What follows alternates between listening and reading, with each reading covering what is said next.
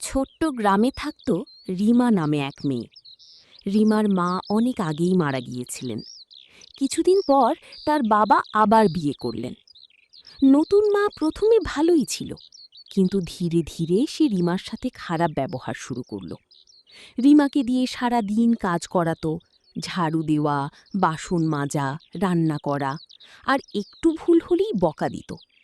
রিমা চুপচাপ সব সহ্য করত, কারণ সে তার বাবাকে কষ্ট দিতে চাইত না।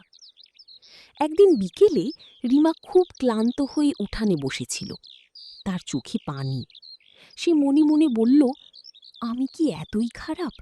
কেন আমার সাথে এমন হয়? ঠিক তখনই পাশের বাড়ির এক দাদি এসে বললেন, মা, কাঁদছ কেন? রিমা কিছু বলল না, শুধু হাসার চেষ্টা করল।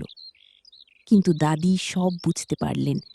তিনি বললেন, মা, কষ্ট করলে একদিন না একদিন ভালো ফল আসবেই।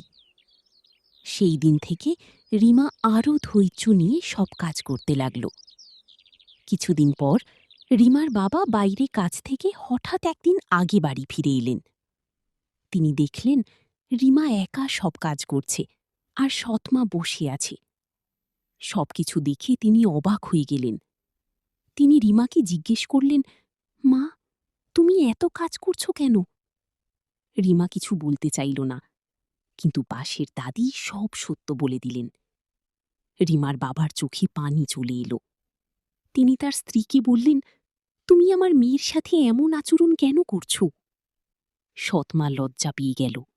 সে বুঝতে পারল সে বড় ভুল করেছে। সে রিমার কাছে এসে বলল, আমাকে ক্ষমা করে দাও মা, আমি আর কখনো এমন করব না। রিমা হাসি মুখে বলল, ঠিক আছে। সেই দিন থেকে সৎমা বদলে গেল। সে রিমাকে নিজের মেয়ের মতো ভালোবাসতে শুরু করল।